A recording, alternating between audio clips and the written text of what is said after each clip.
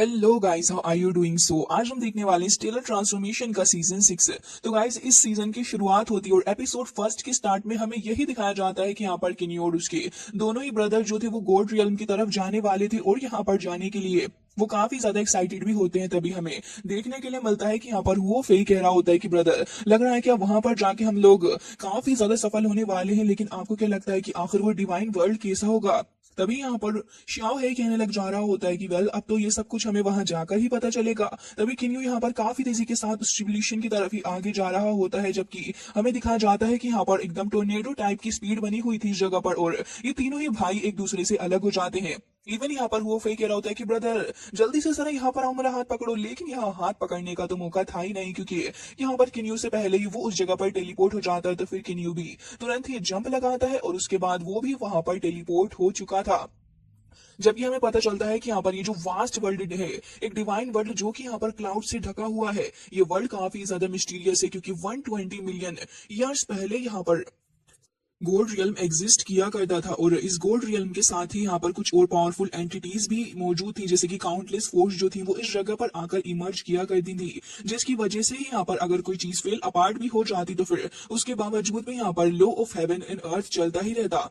और साथ ही यहाँ पर एक ऐसी 8 सुपर फोर्सेस थी जो कि यहाँ पर इस पावर ऑफ ओरिजिन को मास्टर करने में कामयाब रही थी, लेकिन लेकिन अभी के लिए वो एग्जिस्ट नहीं करती। तो इसी के साथ हमें दिखाया जाता है अब वापस से एक बार फिर से वही 8 मेजर फोर्सेस जो थी वो यहाँ पर कन्फाइंड करने वाली थी और साथ ही एक गेम ऑफ इंटरनिटी को वो प्ले करने वाली थी, जिसके बाद हमें आगे बताया जाता है कि यहाँ पर इनके पास इस तरीके की पावर है कि किसी भी पावर को डिवॉल्व भी कर सकती है। जिसके साथ ही गाइस अब हमें देखने के लिए मिलता है फाइनली गोल्ड रियल। यहाँ पर हमें एक पॉन्ड देखने के लिए मिलता है, साथ ही कुछ लोग भी इस जगह पर खड़े हुए थे। तभी यहाँ पर एक बंदा कह रहा होता है कि हम लोग यहाँ पर इतने वक्त से इंतजार कर रहे हैं, अभी भी एक भी बंदा यहाँ पर बाहर नहीं निकल पाया है। कैप्टन, क्या आप ऐसे ही प्रमोट करने वाले हो आगे?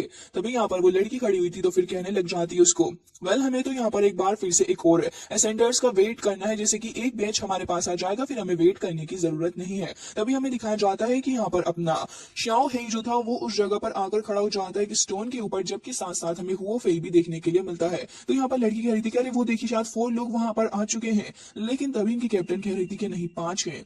उसके बाद हम अपने किन्यू को देखते हैं जो कि इस जगह पर आ रहा होता है और वो इस जगह की डोमिनेटिंग फोर्स को भी देख रहा होता है। तभी जो स्टोन होता है वो सबकी तरफ अट्रैक्ट करता है और किन्यू उसी के पास आकर खड़ा हो चुका था। अब यहाँ पर ये टोटल 5 लोग होते हैं जो कि इस गोल्डन पावर को अपनी बॉडी के साथ में अभी देख रहे थे कंबाइन होता हुआ, क्योंकि जो गोल्डन पावर होती है वो कोई कोई ही सहन कर पा रहा है। नेक्स्ट टेस्ट में एंटर करने के लिए इन्हें इसको तो पूरा करना ही होगा, लेकिन किन्यू के अलावा कोई भी यहाँ इसको सहन नहीं कर पाता। जिसके बाद हमें दिखाया जाता है कि यहाँ पर एक लड़का और आया हुआ था अपनी वाइफ के साथ, वो तो थोड़ी इंजर्ड भी हो चुकी होती है इस पूरे के पूरे चीज के दौरान, जबकि यहाँ पर हमें दिखाया जाता है कि अभी भी उसका साथी खड़ा हुआ था और कह रहा होता है कि लड़का तो अभी तक एब्जॉर्व ही कर रहा है, मुझे तो समझ नहीं आ रहा कि आखिर उसके साथ में हुआ क्या होगा। अब यहाँ पर देखते हैं कि अपना हुआ फेवी यही कह रहा होता है कि ब्रदर को क्या हो चुका है, वो अभी तक क्यों नहीं आया। तभी उनकी कैप्टन कह रही होती है कि मुझे ऐसा लग रहा है कि जितनी ज्यादा स्ट्रॉन्ग बॉडी होती है उतना ही ज्यादा सोल लेवल भी हायर होता है, तो शायद इसी वजह से ये लड़का भी और अपनी बॉडी के अंदर इसको कंटेन करने वाला है। वो बॉन्ड के अंदर से और ज्यादा एनर्जी को हासिल करता जाता है और काफी एनर्जी हासिल करने के बाद किन्यू की ट्रांसफॉर्मेशन देखने के लिए मिलती है, जो कि इतनी ज्यादा कुछ खास भी नहीं थी, बट उसके सिर्फ क्लोथ वगैरह जो होते हैं वही यहाँ पर चेंज हुए थे। तभी किन्यू कह रहा होता है कि यहाँ पर ये जो पावर ऑफ रिफाइनमेंट है इसको यहाँ पर अपनी बॉडी के साथ में कनेक्ट करना थोड़ा मुश्किल तो है ही, लेकिन साथ ही अगर वो इसे अच्छे तरीके से कर लें तो फिर यहाँ पर बॉडी जो है उसके लिए काफी इजियर हो जाता है इस पावर ऑफ गॉड को अपने अंदर एब्जॉर्व करना। जिसके बाद किन्यू वहां पर खड़ा हुआ होता है, कह रहा था कि लग रहा है कि शायद मैंने ऑलमोस्ट अपनी लिमिट को रीच कर लिया है। और फिर वहीं पर देखते हैं जहां पर वो सारे के सारे लोग खड़े हुए थे और ये कह रहे होते हैं कि ये जो चारों लोग थे इन्होंने 3 घंटे में ही पूरे तरीके से इस पावर को एब्जॉर्व कर लिया था, जबकि ये लड़का अभी तक नहीं कर पा रहा कि ये कर क्या रहा है। तभी यहाँ पर वो फेज जो था वो थोड़ा परेशान हो जाता है, कह रहा था कि बिग ब्रदर आखिर आपको क्या हुआ है, आप ठीक तो? और वो काफी तेजी से आगे जा भी रहा होता है, लेकिन कैप्टन जो थी वो यहाँ पर उसको पकड़ के अपनी फोर्स के थ्रू ही यहाँ पर वापस ले आती है, जबकि वो कह रही होती है कि ये उसकी एक ब्लेसिंग है कि वो यहाँ पर पावर ऑफ गॉड को इतनी देर से एब्जॉर्व कर पा रहा है। ये सुनने के बाद यहाँ वो फे को थोड़ी बहुत शांति तो मिलती ही और यहाँ पर कह रही होती है कि लड़का वाकई में थोड़ा स्ट्रॉन्ग तो है ही। साथ ही यहाँ पर हमें दिखाया जाता है कि वो फे अब इस लड़की की थोड़ी बुराई भी करने लगा था, बट जैसे किन्यू को देखता तो कहता कि हे ब्रदर तुम आ ही गए, और साथ ही किन्यू भी वहां पर आ जाता है। जिसके बाद यहाँ पर ही कैप्टन कह रही होती है कि असेंड हो चुका है अपनी सारे ही लोगों में से एक हायर पोजीशन पर, और कह रही होती है कि यहाँ पर अपर गोल्ड जो होते हैं वो यहाँ पर इससे ज्यादा तो नहीं कर पाते डिवाइन वर्ल्ड में, लेकिन इसने कर लिया। जिसके बाद यहाँ पर वो वही आके देख रहा होता है अपने किन्यू को ही और कह रहा होता है कि वाकई में ये जो डिवाइन पावर आपने अपनी बॉडी के अंदर यहाँ पेनिट्रेट की है काफी अच्छे से काम किया। तभी यहाँ पर उस कैप्टन की साथ ही कहने लग जाती है कि सिस्टर आपको नहीं लगता कि ये कुछ अजीब है।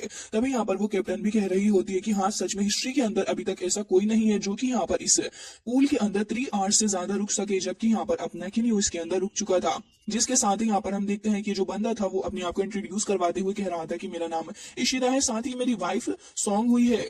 तो ये लोग आपस में बातें करते हुए एक दूसरे को ग्रीट कर रहे होते हैं। किन्यू कहता है कि मेरा नाम किन्यू है और ये दोनों ही मेरे ब्रदर्स हैं। लेकिन तभी वो कैप्टन कह रही थी कि यहाँ पर फालतू की नॉनसेंस बातें करने का टाइम नहीं है, अब तुम यहाँ पर इस जगह पर असेंड हो चुके हो तो तुम्हें यहाँ पर डिवाइन स्टोन माइन के अंदर जरूर से ही जाना होगा और उसके बाद तुम्हें माइनिंग करनी होगी हमारे होली एम्परर के लिए, और वो भी फ्री रहेगी पूरे 1000 ईयर के लिए। ये सुनकर तो ये लोग सोच रहे होते हैं कि लेडी क्या कह रही है। तभी वो कह रही होती है कि अगर तुम यहाँ पर रेसिस्ट करोगे और यहाँ से भागने की कोशिश करोगे तो तुम्हें यहाँ पर एंटायर गोल्ड रियल्म के अंदर ऐसे ऐसे बीस्ट वगैरह मिलेंगे कि तुम्हारी हालत काफी ज्यादा खराब हो जाएगी। तभी किन्यू कह रहा होता है कि हाँ हमें डिवाइन वर्ल्ड के बारे में थोड़ी बहुत नॉलेज तो है ही। तभी कैप्टन कह रही होती है कि चलो तो फिर तुम्हें डिवाइन माइल की तरफ ही लेके चलती हूँ। जिसके बाद वो वहां से चली जाती है, जबकि हमें दूसरी तरफ ये पता चलता है कि जैसे ये लोग इस जगह पर आ चुके थे तो यहाँ पर थोड़ा बहुत तो माहौल अलग इन्हें नजर आ रहा होता है। तभी ये लेडी कह रही होती है कि जो जगह है वो यहाँ पर एक काफी अलग तरीके की जगह है। वो बता रही होती है कि डिवाइन रियल्म जो है वो बाकी सारी जगह से अलग है।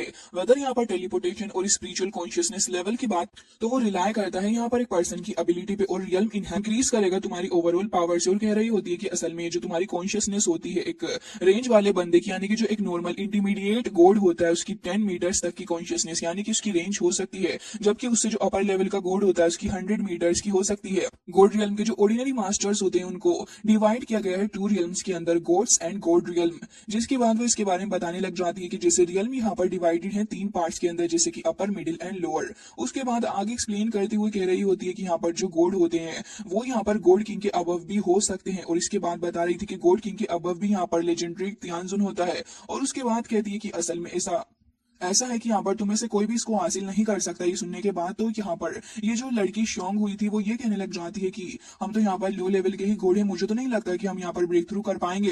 तभी यहाँ पर वो कैप्टन कह रही होती है कि हाँ कह सकते हो, अगर तुम्हारी प्रिपरेशन अगर तुम अभी से भी शुरुआत करो तो काफी टाइम लगेगा। ये सुनकर तो अपना हुई फई कह रहा होता है कि अच्छा ये बात है, जरा मुझे इसके बारे में तो बताओ। तभी वो कहने लग जाती है कि असल में यहाँ पर सोल रियल्म के अंदर जो लोअर लेवल का भी जो गोड होता है यहाँ पर उसको भी जिन डाल लेवल को रीच करना पड़ता है और तुम में से सिर्फ एक ही पर्सन है। जिसके बाद किन्यू की तरफ को इशारा करती है।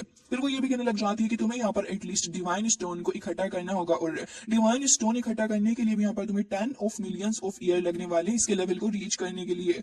ये तो वाकई में एक टफ काम इस लेडी ने बता दिया था। तभी यहाँ पर कुछ लोग फ्लाई करते हुए जा रहे थे तो ये लेडी बताने लग जाती है कि असल में वो लोड और असल में ये शैंगलिंग स्टोन माइन के चार्ज में है, और कह रही होती है कि अगर मिलियन ऑफ गोल्ड में से एक ऐसा बंदा होता है जो कि यहाँ पर इस चीज को हासिल कर पाता है, अगर तुम्हें मुकाम हासिल करना है तो फिर तुम भी यहाँ पर इनके साथ फ्लाई कर सकते हो। तभी यहाँ पर अपना हुआ फई पूछने लग जाता है कि तुमने क्या बताया था कि कल्टीवेशन के लिए क्या रिक्वायरमेंट लगेगी। तभी वो कहने लग जाती है कि असल में बात ऐसी है कि यहाँ पर ये जो स्पिरिट गॉड की डिवाइन कल्टीवेशन वर्ल्ड है वो बहुत ही ज्यादा खतरनाक है, तुम इसे डायरेक्ट एब्जॉर्व नहीं कर सकते। अगर तुम्हें अपनी डिवाइन कल्टीवेशन को बढ़ाना है तो फिर इसके लिए तो तुम्हें यहाँ पर उन स्टोन्स का यूज ही करना होगा, और साथ ही तुम्हें यहाँ पर और फिर उसके बाद तुम्हें यहाँ पर सिटी के अंदर एंटर करने का मौका भी मिल जाएगा। ये सुनने के बाद हुआ फई कह रहा होता है कि डिवाइन एनर्जी भी कल्टीवेट की जा सकती है। जिसके बाद हुई फई को देखते हैं जो कि यहाँ पर मौजूद इस एनर्जी को अपनी बॉडी के अंदर एब्जॉर्व करने की कोशिश कर रहा होता है। लेकिन ये बात बिल्कुल ही सच थी इस लेडी की कि तुम यहाँ पर कल्टीवेट नहीं कर सकते हो इस करंट एनर्जी के साथ में। तभी वो कह रहा होता है कि लग रहा है कि अब तो मुझे यहाँ पर फोकस करना पड़ेगा इन गोल्ड स्टोन्स को अर्न करने के लिए। और कह रहा होता है कि शायद ये एक ही तरीका है इस सिटी के अंदर एंटर करने का। और उसके बाद यहाँ पर ये लोग उस माइन की तरफ ही चले जाते हैं। जैसे जैसे ये लोग माइन की तरफ आते हैं तब तो इन्हें अपने सामने का नजारा देखकर काफी हैरानी होती है, क्योंकि माइन में यहाँ पर ढेर सारे लोग थे जो कि वर्क कर रहे होते हैं और उनकी हालत बद से बदतर हो चुकी होती है। डिवाइन स्टोन्स को अर्न करने के लिए यहाँ पर वो लगातार काम पे काम करे जा रहे थे। इवन यहाँ पर एक ओल्ड मैन को भी देखते हैं जिसकी हालत काफी खराब थी। तभी वो लेडी बता रही होती है कि गोल्ड रियल्म के अंदर जब तक आपके पास एक स्ट्रॉन्ग बैकग्राउंड और साथ ही स्ट्रेंथ नहीं हो तब तक तुम यहाँ पर इन बाकी सारे लोगों की तरह अपनी पूरी की पूरी जान लगा सकते हो प्रैक्टिस करने के लिए। अब यहाँ पर जैसे ही अपना हुआ फेस सब कुछ देख रहा होता है तो उसकी तो यहाँ पर हालत खराब हो जाती है। इवन वो कैप्टन से ही टकरा जाता है। तभी वो कह रही होती है कि लिटिल मंकी, तुम्हें कम से कम अपना थोड़ा ढंग से ध्यान रख लेना चाहिए। आखिर तुम क्या कर रहे हो इस डिवाइन वर्ल्ड में आने के बाद? तुम तो बहुत ज्यादा इम्पेशेंट हो। जिसके साथ ही वो यहाँ उसके शोल्डर पर हाथ भी रखती है तो वो थोड़ा शर्माने लगा था और फिर वो कह रही होती है कि अगर तुम ऐसे ही करते रहे तो फिर हो सकता है कि तुम किसी बड़े पर्सन से टकरा जाओ और फिर वो तुम्हें खत्म कर दे। फिर उसके बाद यहाँ पर मौजूद लोगों को रिपोर्ट मत करना। जिसके बाद यहाँ पर ये सीन कट हो जाता है और हमें यहाँ पर देखने के लिए मिलती है एक काफी बड़ी सी फॉर्मेशन टाइप ऑफ फीस जो कि यहाँ पर मौजूद थी। और तभी यहाँ पर एक बंदा आ जाता है इस लेडी के पास और कह रहा होता है कि क्या आप मुझे थोड़ी स्टोन्स दे सकती हो, क्योंकि यहाँ पर इस साल तो मुझे कुछ भी नहीं मिला और साथ ही प्रैक्टिस करने के लिए मेरे पास कुछ भी नहीं है। प्लीज मुझे स्टोन्स दे दीजिए, मुझे स्टोन्स नहीं मिल रहे हैं। तभी यहाँ पर अभी तीनों के तीनों भी आकर खड़े हो चुके थे ये देखने के लिए और वो कह रही होती है कि देखो न्यू एसेंडर्स आ चुके हैं और उन्हें तुरंत ही माइनिंग के टूल निकाल कर दे देती और कह रही थी कि तुम्हें बहुत ही अच्छे से काम करना होगा। लोकेशन ढूंढ के स्टोन ढूंढ लो और जब तक यहाँ अपने 1000 ईयर की टाइम लिमिट को रीच नहीं कर लेते हो तब तक तो यहाँ पर तुमको काम करना ही होगा। और ये कहकर कह रही होती है कि तुम्हें यहाँ पर साथ ही हर साल पे करने होंगे 3600 लोग ग्रेड के स्पिरिट स्टोन। और कह रही होती है कि इस साल के लिए इनफ है, खैर अब तुम जा सकते हो, अपने काम पे लग सकते हो। और ये कहकर यहाँ पर सभी लोग जो थे वो यहाँ पर उसकी बात को मान लेते हैं। तभी यहाँ पर ये बंदा इशिजा जो था वो कहने लग जाता है कि पहले तो हम यहाँ पर अपने रेजिडेंस की तरफ ही जाएंगे क्योंकि मैं यहाँ पर और मेरी वाइफ दोनों ही इन तीनों ही ब्रदर्स को इनवाइट करना चाहेंगे। तभी किन्यू भी कह रहा होता है कि अच्छा ये बात है। लेकिन तभी कैप्टन कह रही होती है कि अच्छा तुम्हें सच में लगता है कि गोल्ड रियम के अंदर तुम्हें इतनी सारी फैसिलिटीज मिलेंगी? ऐसा कुछ भी नहीं होने वाला। ये सुनकर वो कह रहा होता है कि अच्छा ऐसी बात है और कह रहा होता है कि ठीक है ब्रदर किन्यू। और अब ये लोग अपने अपने काम के लिए निकल जाते हैं माइनिंग करने के लिए और हमें दिखाया जाता है कि जैसे ये तीनों ब्रदर्स दूसरी जगह पर आ जाते हैं तब यहाँ पर अपना हुआ फेई कह रहा होता है कि मैंने तो सोचा था कि ये वर्ल्ड काफी ज्यादा इंटरेस्टिंग होगा लेकिन ये काफी मीनिंगलेस मुझे नजर आ रहा है, तो बहुत ही ज्यादा अजीब है। ये सुनकर यहाँ पर श्याओही कह रहा होता है कि देखो ब्रदर बात ऐसी है कि डिवाइन वर्ल्ड जो है ये उससे कहीं ज्यादा कॉम्प्लिकेटेड है जो तुम इसके बारे में सोच रहे हो। तभी यहाँ पर ये लोग अपने माइनिंग टूल को देखने लग जाते हैं तो किन्यू कह रहा होता है कि जो आर्टिफैक्ट यहाँ पर एक काफी ज्यादा लो क्वालिटी का आर्टिफैक्ट है और अगर हम इसका इस्तेमाल करेंगे तो मुझे तो डर है कि हमें पता नहीं कितना वक्त लग जाएगा यहाँ पर ये माइनिंग करने में। और कह रहा होता है कि हमें पहले इस जगह के बारे में थोड़ा और जानना होगा। इसके लिए हमें सबसे पहले अंकल फू के पास जाना होगा और तुरंत ही वहां से वो लोग गायब हो जाते हैं जबकि हमें दिखाया जाता है कि लोग अंकल फू के पास में आ गए थे जो कि यहाँ पर इनको टी सर्व कर रहा होता है और कह रहा होता है कि डिवाइन स्पिरिट जो है डिवाइन सिटी के अंदर काफी ज्यादा पीसफुल एंड हार्मोनियस यहाँ पर चीजें चल रही हैं। सर्वाइवल के लिए स्पिरिट स्टोन्स बहुत ही ज्यादा जरूरी हैं क्योंकि जब तुम यहाँ पर उनको एक्सचेंज करोगे तब तो शायद तुम्हारे चांसेस है कि तुम लोग एक अच्छी सिटी के अंदर रह सको। ऑर्डिनरी गोल्ड जो है वो तो इसे अफोर्ड भी नहीं कर सकते। अब ऑर्डिनरी गोल्ड कौन है? ये तीनों भाई ही हैं जिनके बारे में वो बात कर रहे थे। तभी वो कह रहे होते हैं कि अगर तुम्हें यहाँ पर प्रैक्टिस करनी हो सिटी के अंदर रहना तो ये काफी ज्यादा मुझे लगता है कि टफ तुम्हारे लिए होने वाला है। और साथ ही लोग यहाँ पर इतने ज्यादा पावरफुल भी नहीं हो और साथ ही कुछ ऐसे भी रूथलेस लोग यहाँ पर मौजूद हैं जो कि दूसरों का ट्रीजर चुराते हैं और फिर उन लोगों को खत्म भी कर देते हैं। अगर तुम्हें यहाँ पर सर्वाइव करना है तो फिर टोटली तुम्हें अपनी स्ट्रेंथ के ऊपर सर्वाइव करना होगा। वीक गोड्स की यहाँ पर कोई भी जगह नहीं है। एक पर्सन जो कि ट्रूली स्ट्रॉन्ग है वही यहाँ पर रह सकता है और फिर सिटी के अंदर वो एंटर भी कर सकता है। जिसके साथ ही वो यहाँ के एक पावरफुल पर्सन के बारे में बता रहे थे कि जब यहाँ पर ओल्ड मास्टर मौजूद थे उन्होंने थाउजेंड्स ऑफ माइल्स ट्रेवल किया था और ढेर सारे आर्टिफैक्ट्स को उन्होंने रिफाइन किया था अपने लाइफ टाइम के अंदर। इवन यहाँ पर उन्होंने होंग मेंग स्पिरिचुअल ट्रीजर को भी यहाँ पर हासिल किया था। तभी यहाँ पर किन्यू कह रहा होता है कि अगर मैं यहाँ पर सीनियर 6 हुए युआन के इस लेवल को रीच कर पाऊं तो मुझे लग रहा है कि शायद मैं यहाँ पर अपनी लवर से मिल पाऊंगा। और इसके बारे में ही सोच रहा होता है और कह रहा था कि मुझे जल्द से जल्द यहाँ प्रैक्टिस करनी होगी। और फिर कह रहा होता है कि मैंने डिसाइड कर लिया है कि मुझे क्या करना है। तभी यहाँ पर उसके दोनों ही भाई भी मोटिवेट हो जाते और कह रहे थे कि हाँ बिल्कुल हमें भी तो माइनिंग करनी है, लेकिन क्या सच में माइनिंग हमारे जैसों का काम है? बिल्कुल भी नहीं। तभी यहाँ पर किन्यू कह रहा होता है कि अंकल फू प्लीज आप हमारे लिए कुछ तो प्रिपेयर करें क्योंकि हमें यहाँ पर कुछ जल्दी स्टोन्स को कलेक्ट करना है। तभी यहाँ पर अंकल फू कह रहे थे कि ठीक है मास्टर। और ये कहने के बाद यहाँ पर अब किन्यू कह रहा होता है कि ब्रदर क्या तुम्हें कुछ पावरफुल वेपन चाहिए? तभी यहाँ पर अब वो खड़ा हो जाता है और हमें दिखाया जाता है कि यहाँ पर वो 3 पावरफुल वेपन को लेकर आता है। ये देखने के बाद तो अब यहाँ पर मिस्टर फू कह रहे थे कि ये वो वेपन है जो कि मास्टर ने तुम्हारे लिए छोड़े हैं। तो किन्यू कह रहा होता है कि मिस्टर फू ये जो दोनों ही मेरे बहुत ही ज्यादा अच्छे ब्रदर्स हैं और मुझे लग रहा है कि यहाँ पर ये जो सीनियर ने मेरे लिए ट्रीजर छोड़े हैं मैं इनका अच्छा यूज करूंगा। और कह रहा होता है कि हमें तीनों का इसको एक एक ले लेना चाहिए। ये सुनने के बाद तो यहाँ पर शाओहे कह रहा होता है कि बिल्कुल भी नहीं ब्रदर, हम इतने ज्यादा प्रीशियस ट्रीजर नहीं ले सकते। तो मंकी भी कहता है कि हम नहीं ले सकते। तभी केन्यू कह रहा होता है कि जो ट्रीजन है यकीनन ये प्रीशियस है, लेकिन हम तीनों भाइयों की दोस्ती से ज्यादा प्रीशियस नहीं है और ना ही हमारी रिलेशनशिप से ज्यादा प्रीशियस है। ये कहकर वो यहाँ पर तुरंत ही फे युआन शेंगजो नाम का एक इनक्रेडिबली फास्ट वेपन दे रहा होता है अपने हुआ फे को, कह रहा होता है कि जो ये तुम्हारी काफी ज्यादा मदद करने वाला है स्ट्रेंथ के मुकाबले में। जबकि यहाँ पर ब्लड शोड ग्लव्स जो थे वो यहाँ पर वो देता है अपने ब्रदर शाओ हेई को, कह रहा होता है कि इससे यहाँ पर स्पेशल मैजिक पावर तुम्हें मिलेगी और बहुत ही ज्यादा अच्छे रहेंगे तुम दोनों के लिए ही। और उसके बाद यहाँ पर वो एक डिवाइन टावर को अपने लिए रख लेता है ताकि बाद में इसका यूज कर सके। अब इसे लेने के बाद यहाँ पर अपना शाओ कह रहा होता है कि ब्रदर के सच में हम इसे ले सकते हैं। अब केन्यू तो वहां से उनको देकर चला ही जाता है, जबकि यहाँ पर ये दोनों कह रहे होते हैं कि हमें अपने ब्रदर का सर एकदम ही ऊंचा उठाना होगा क्योंकि हमारे ब्रदर ने हमारे लिए इतना किया है। अब दूसरी तरफ केन्यू आ चुका होता है अपनी प्रैक्टिस के लिए और हमें दिखाया जाता है कि वो यहाँ पर एक डिफेंसिव फॉर्मेशन के बारे में जान रहा होता है, क्योंकि यहाँ पर वो एक एरे को यहाँ प्रैक्टिस करने वाला था। तो यहाँ पर उस एरे की पावर के बारे में जान रहा होता है कि जो सेंड एरे है उसकी पावर है सुपरस्टिशन, इल्यूजन और साथ ही एनर्जी एरेज को एम्पलीट्यूड करने की। इसके अलावा भी यहाँ पर जो डिफेंसिव फॉर्मेशन है वो भी एक बहुत ज्यादा अच्छी फॉर्मेशन रहेगी। इवन यहाँ पर एक 900 फॉर्मेशन है काउंटी के अंदर और ये इकलौती ऐसी फॉर्मेशन है जो कि इक्वल है थाउजेंड्स ऑफ फॉर्मेशंस के। तो अब यहाँ पर किन्यू इसको ही प्रैक्टिस करने लग जाता है क्योंकि ये फॉर्मेशन एक काफी तगड़ी सी फॉर्मेशन थी उसके लिए, जिसके बाद वो अपनी मेंटल एबिलिटी का यूज कर रहा होता है और इसी एरे का यूज कर करके वो यहाँ पर उन स्टोन्स को हासिल करने की कोशिश कर रहा होता है।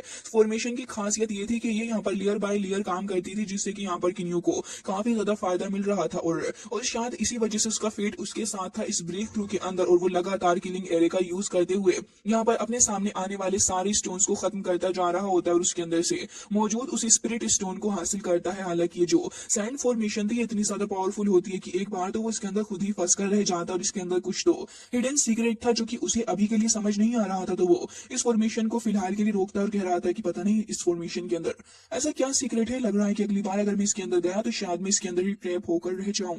जिसके बाद कि न्यू हेवन एंड अर्थ के इस कॉन्सेप्ट को समझते हुए अपनी अंडरस्टैंडिंग को डेवलप करने की कोशिश कर रहा होता है और वो लगातार यहाँ पर इस डेड गेट को प्रैक्टिस करता जाता है। अपने सामने आने वाले हर एक स्टोन को वो तोड़ता जाता और उसके अंदर से उन स्पिरिट स्टोन को हासिल करता जा रहा था। साथ ही यहाँ पर इवन इसके इल्यूजन इतने ज्यादा खतरनाक होते हैं कि यहाँ पर इस बार तो उसे अपने सामने चांगली दिखने लग जाती है। उसे देखकर तो वो थोड़ा परेशान हो चुका था और कह रहा होता है कि यही इसकी सबसे ज्यादा बुरी बात है कि ये सामने उस पर्सन को लेकर आता है कि जिसको देखकर इंसान कुछ कर ही ना पाए। ये किलिंग एरे वाकई में बहुत खतरनाक है, लेकिन साथ ही वो यहाँ पर खुद को काबू करता है और अपने सारे इमोशंस को कंट्रोल में लाते हुए वो इस बार अपनी स्वॉर्ड के अंदर ढेर सारी थंडर को गैदर करता है और फिर उसके बाद यहाँ हमला कर देता है। अब फाइनली जाकर यहाँ पर अपना किन्यू जो था वो यहाँ पर 900 सोर्ड ऑफ फॉर्मेशन को सीख चुका होता है, जिससे कि वो काफी ज्यादा खुश था और कह रहा होता है कि लास्ट ईयर तो वाकई में टफ था लेकिन मैंने इसको सीख लिया है और अब मुझे यहाँ पर इसके ट्रू नेचर के बारे में भी पता चल चुका है। मे बी मैंने यहाँ पर अपने फर्स्ट रियल्म की फॉर्मेशन को सीख लिया है और साथ ही इसको मास्टर भी कर लिया है, लेकिन फिर भी मुझे यहाँ पर अपने डिवाइन स्टोन को कलेक्ट तो करना ही है। जिसके साथ ही अब यहाँ पर देखने के लिए मिलता है कि अब ये किन्यू जो था वो अपने भाइयों से मिलने के लिए चला जाता है। जबकि यहाँ पर जैसे वो माइन के अंदर आता है तो यहाँ पर उसका ब्रदर जो था हुआ फई वो ये कहने लग जाता है कि ब्रदर मैंने आपकी दी हुई उस वेपन से इतनी खास तरीके से प्रैक्टिस की है कि अब तो मैं शाओ हेई को ना एक पंच में ही हरा दूंगा, 10 गुना मेरी पावर उससे बढ़ चुकी है। तो तभी यहाँ पर किन्यू खुश हो रहा था, लेकिन तभी यहाँ पर शाओ हेई उससे कहता है कि ब्रदर बात ऐसी है कि मेरे पास ये जो ब्लैक थ्रेड ग्लव्स है ना इस सिल्वर थ्रेड के थ्रू अटैक करते हैं और इसका अटैक इतना ज्यादा स्ट्रॉन्ग है कि अगर मैं तुम पर हमला करूं तो फिर तुम्हारी हालत खराब हो सकती है। जिसके बाद यहाँ पर इशिदा आ जाता है अपनी वाइफ के साथ और कह रहा था कि ब्रदर काफी सालों बाद आपसे मुलाकात हुई, वाकई में यहाँ पर ऐसा लग रहा है कि आपने ढेर सारे लो ग्रेड के डिवाइन स्टोन को कलेक्ट कर लिया है। वैसे मैं थोड़ा अशेम्ड हूँ ये कहने के लिए, लेकिन देखिए होपफुली शायद मैं यहाँ से निकल के जा पाऊँ, अपनी वाइफ के साथ कोई अच्छा विलेज हम लोग असाइन कर लें। जिसके साथ ही यहाँ पर वो इनसे भी पूछ रहा होता है कि ब्रदर आपने आखिर यहाँ पर क्या किया है, क्योंकि यहाँ पर माइनिंग लोड जो है वो वाकई में बहुत ज्यादा बुरा भी है। तभी किन्यू कह रहा होता है कि खैर छोड़िए जो भी हो, अब कह रहा होता है कि इशिदा आप अपना ध्यान रखिएगा। और यहाँ पर बाय बोलने ही वाला था तभी किन्यू को यहाँ पर न जाने क्यों कोई साउंड सुनाई देता है। ये साउंड काफी ट्रबल वाला नजर आ रहा था क्योंकि अब यहाँ कुछ लोग भागते हुए नजर आ रहे थे। सडनली यहाँ पर माइन जो थी वो टूटने फूटने लग जाती और उसकी हालत काफी ज्यादा खराब हो चुकी थी। इवन हमें देखने के लिए मिलता है कि यहाँ पर सारे लोग अपनी जान बचाकर भाग रहे थे क्योंकि यहाँ पर एक काफी खतरनाक सा मोस्टर आ चुका था। उस ओल्ड मैन को देखते हैं जिसे हमने पहले माइन में काम करते हुए देखा था और मोस्टर एक ही बार में उसका काम खत्म कर देता है। इसे देखने के बाद तो इशिदा बहुत ही ज्यादा घबरा जाता है और कह रहा था कि ये तो यहाँ पर आ चुका है ब्रदर, ये तो एक बहुत ही ज्यादा खतरनाक अंडरग्राउंड अराउंड हायर लेवल का मॉन्स्टर है, तो फिर मुझे जाना होगा और अपनी वाइफ को पकड़ के वहां से ले जाता है। जबकि यहाँ पर ये तीनों ही खड़े हुए थे और यहाँ पर अपना हुआ फेक कह रहा होता है कि ये तो एक अच्छी अपॉर्चुनिटी है प्रैक्टिस करने के लिए, तो किन्यू कह रहा था कि थोड़ा केयरफुल जरूर से ही रहना। और उसके बाद यहाँ पर सबसे पहले हुआ फे ही आगे बढ़ता है अपनी स्पीयर को लेकर हमला करने के लिए। तो हमें दिखाया जाता है वो मॉन्स्टर जो कि वाकई में उससे 50 गुना ज्यादा बड़ा था इवन। अब उसके बाद यहाँ पर एक हमला करके अपना हुआ फे पीछे हट जाता है, जबकि यहाँ पर अब आगे बढ़ता है शाओहेई और कह रहा था कि पहले मैं इसके ऊपर ट्राई करता हूँ। जिसके बाद वो यहाँ पर हमला करने के लिए इस मॉन्स्टर की तरफ आगे बढ़ रहा था, लेकिन मॉन्स्टर के ऊपर जैसे ही वो स्पीयर के थ्रू अटैक करता है तो वो ये चीज को भापता है कि यहाँ पर मॉन्स्टर बहुत ही ज्यादा स्ट्रॉन्ग है, उसका शेल बहुत ही ज्यादा तगड़ा सा है, जिसकी वजह से वो उसके ऊपर अटैक नहीं कर पा रहा। तो एक बार फिर आगे बढ़ता है उसके ऊपर हमला करने के लिए, लेकिन वो इसमें नाकामयाब हुआ। तो हुआ फिर भी उसका साथ दे रहा होता है और वो यहाँ पर कह रहा था कि वाकई में ये एनिमी अंडर एस्टिमेट करने के लायक नहीं है। तो यहाँ पर भागते भागते अपना शाओहेई तुरंत एक बार फिर उसके ऊपर अटैक करता है और इस बार हमला करके वो यहाँ उसके शेल को थोड़ा नुकसान तो पहुंचा ही देता है और अपने उन्हीं ग्लव्स का यूज करता है उसको करने के लिए जो कि किन्यू ने उसको दिए थे। लेकिन यहाँ पर ये मॉन्स्टर इतना स्ट्रॉन्ग होता है कि वो तो चुटकियों में खुद को आजाद करवा लेता है। लास्ट में यहाँ पर वो अपने हॉर्न को भी आजाद करवाता है और अब यहाँ पर हुआ फे के ऊपर भी हमला करता है, साथ ही यहाँ शाओहेई के ऊपर भी हमला कर देता है, जिसकी वजह से ये दोनों ही यहाँ पर इसके सामने खड़े हुए थे। और अब ये मॉन्स्टर यहाँ कह रहा होता है कि तुम्हारा खत्म होने का समय आ चुका और तुरंत ही अपने डंक के थ्रू अटैक कर रहा था, लेकिन किन्यू उसके सामने आकर खड़ा हो जाता है, उसके अटैक को रोकता है और कह रहा था कि आज मैं अपनी स्किल का यूज करने वाला हूं। और ये कहते साथ ही वो यहाँ पर अपने लो लेवल की फर्स्ट फॉर्मेशन का यूज करता है, जो कि तुरंत ही जाकर इस मॉन्स्टर के पास से हिट होती है और अब उसे धीरे धीरे करके एक केज में यहाँ पर ट्रैप कर लेती है। मॉन्स्टर भी इतनी आसानी से यहाँ पर इसके चुंगल में आने वाला नहीं था, वो भी चिल्ला रहा होता है लगातार। तो यहाँ पर किन्यू समझ जाता है कि इतनी आसानी से बाज नहीं आएगा। वो अपनी 5 एलिमेंट सैंड एरे का यूज करता है और जैसे ही वो इस बार अपनी इस एरे का यूज करता है तब ये मॉन्स्टर तड़पने लग जाता है। वो चिल्लाता है क्योंकि उसे काफी ज्यादा पेन हो रहा था और किन्यू जैसे ही नोटिस करता है कि इसकी हालत थोड़ी खराब होने लगी और वो लगातार बैरियर को तोड़ने की कोशिश कर रहा है चारों ही डायरेक्शन से, और वो यहाँ से भागने की भी कोशिश करता है और कह रहा था कि ये तो एक काफी ज्यादा खतरनाक सा पावरफुल पर्सन है। तो किन्यू कह रहा होता है कि बेटा जी अब आपके भागने का कोई फायदा नहीं है। हालांकि वो गुस्सा होते हुए कह रहा था कि तुम्हारे ब्रदर्स को खत्म कर देता हूं तब तो तुम मानोगे। तभी यहाँ पर अपना हुआ फिर आगे बढ़ता है उसके ऊपर अटैक करने के लिए, तो शाओ है उसको रोक लेता है और कह रहा था कि नहीं तुम यहीं पर रुक जाओ। तभी किन्यू को देखते हैं जो कि उसके पीछे आकर खड़ा हो जाता है और कह रहा था कि इंडीड ये जो मिट्योर मेरे पास ही काफी स्ट्रेंज, इसने मुझे पहले ही रियलाइज करवा दिया कि मुझे वहां से मूव करना चाहिए। अब ये दोनों ही भाई खड़े हुए देख रहे थे कि किन्यू अब क्या करेगा। तो अभी से देखने के बाद अब यहाँ ये मॉन्स्टर कह रहा होता है कि ये तो एक इमोर्टल कोड है, मुझे यहाँ से निकलना होगा, और धीरे धीरे वहां से निकलने की कोशिश भी करता है। लेकिन किन्यू भाई साहब पहले ही रेडी थे अपने उस स्टार को लेके जो कि उसने मास्टर, और अब यहाँ पर वो उस टार का यूज करता है अपने डेथ टार हेवन का यूज करते हुए वो धीरे धीरे करके यहाँ पर उसकी पार से यहाँ चेंज को निकालता है और चेंज तो यहाँ पर ट्रैप कर ही लेती है इस मॉन्स्टर को, जिसके बाद वो भागने की कोशिश भी काफी कर रहा था। लेकिन किन्यू अपनी शक्तियों का इस्तेमाल करता है और हमें दिखाया जाता है कि वो अपनी पावर का यूज करते करते उसे काफी हद तक मजबूर कर वो कोई एक्शन न ले पा। अल्टीमेटली किन्यू उसे अपने पास रखने में कामयाब हो ही चुका था और किन्यू के पास वो टावर आ चुका होता है। तभी अपने भाइयों के पास आता है तो दोनों ही भाई कह रहे थे कि बहुत ही ज्यादा बढ़िया। तभी किन्यू कहता है कि नहीं पहले यहाँ से निकलना, उसके बाद में बात करेंगे। लेकिन तभी यहाँ पर काफी सारे सैनिक आ जाते हैं इनके ऊपर हमला करने के लिए और किन्यू कह रहा था कि लग रहा है कि इस बार हम यहाँ से नहीं जा पाएंगे। तभी यहाँ पर एक बंदा और एंटर करता है। हालांकि गाइस इसी के साथ ये एपिसोड हो जाता है एंड आई होप कि आपको पसंद आया होगा।